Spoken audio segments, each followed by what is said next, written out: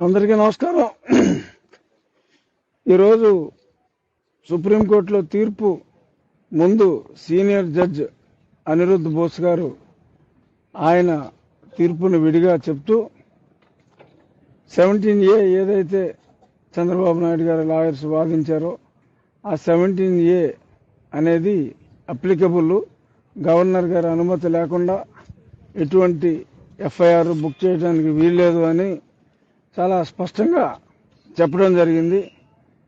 రెండవ judge junior judge Bela Trivedi గారు ఆవిడ జడ్జిమెంట్లో ఈ అభిప్రాయాన్ని డిఫర్ చేస్తూ 17A అప్లికబిలిటీ 2018 తర్వాత ఏదైనా ఎలిగేషన్ ఉంటే దానికే అప్లై అవుతుంది తప్ప దాని ముందుకున్న దానికి అప్లికబుల్ కాదు అన్నారు. గతంలో చంద్రబాబు నాయుడు గారి లాయర్లు సెటిల్ అయింది కూడా ఇంత మునుపు ఇంకో సుప్రీంకోర్టు జడ్జిమెంట్లో ఎఫ్ఐఆర్ ఎప్పుడు బుక్ చేశారు అనేది ప్రాతిపదిక 2018 ఆ చట్టం వచ్చిన తర్వాత జూన్ మాసంలో ఆ తర్వాత ఎటువంటి ఎఫ్ఐఆర్ బుక్ చేయాలన్నా అని గతంలో కూడా ఒక తీర్పు ఉంది. మరి అయినప్పటికీ వాళ్ళ సీనియర్ జడ్జి తీర్పు అనుకూలంగా, రెండో జడ్జి జూనియర్ జడ్జి తీర్పు అననుకూలంగా వచ్చింది. బట్ సుప్రీంకోర్టులో సీనియర్ జూనియర్ ఉన్నప్పటికీ కూడా ఇద్దరికీ సమానమైన హక్కు ఉంటుంది కాబట్టి దాన్ని సుప్రీంకోర్టు చీఫ్ జస్టిస్ గారికి రిఫర్ చేశారు. జనరల్గా ఇటువంటివి రేరుగా జరుగుతాయి. ఆ జరిగినప్పుడు 3 మెంబర్ బెంచ్కి వేయటం జరుగుతుంది. అది మళ్ళీ బెంచ్ కాన్స్టిట్యూట్ అవటం, మళ్ళీ ఆర్గ్యుమెంట్లు అవటం, మళ్ళీ తిరిగి ఇవన్నీ జరగాలి అంటే అది కనీసం చాలా తొందరగా అయితే, సూపర్ ఫాస్ట్గా అయితే ఒక 6 నెలల సమయం పట్టొచ్చు. కానీ బెయిల్స్ అన్నీ కూడా అన్ని కేసుల్లో కూడా చంద్రబాబు నాయుడు గారికి బెయిల్స్ వచ్చేసినాయి కాబట్టి ఎటువంటి ఇబ్బంది ఆయనకు ఉండదు. రాబోయే రోజుల్లో త్రిసభ్య ధర్మాసనం ఖచ్చితంగా అనుకూలంగానే ఆ జడ్జి గారి తీర్పును బట్టి అంటే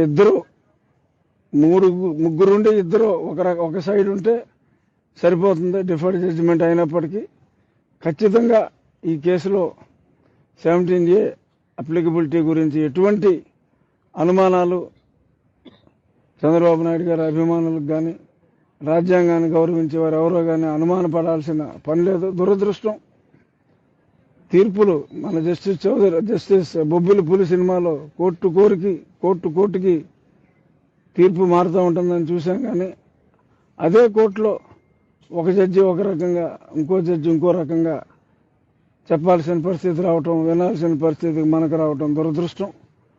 బట్ రాబోయే రోజుల్లో ఖచ్చితంగా అనుకూలమైన తీర్పు వస్తుంది 17A అప్లికబిలిటీ మీద. ఎటువంటి ఇబ్బంది మనకి లేదు. ఎన్నికలకి హుషారుగా వెళ్దాం. ఇది మనకి ఒక రకంగా సీనియర్ జడ్జి తీర్పు ఇచ్చారు కాబట్టి మనం అనుకూలంగానే దీన్ని భావిద్దాం. హుషారుగా ఎన్నికల్లో ఈ తప్పుడు కేసులు పెట్టిన ఈ ప్రభుత్వాన్ని దించే వరకు అవిశ్రాంతంగా మనం పోరాటం చేద్దాం. ఏమన్నా అడిగేది ఏమన్నా ఉంటే అడగండి. అడిగేది ఏమన్నా ఉందా?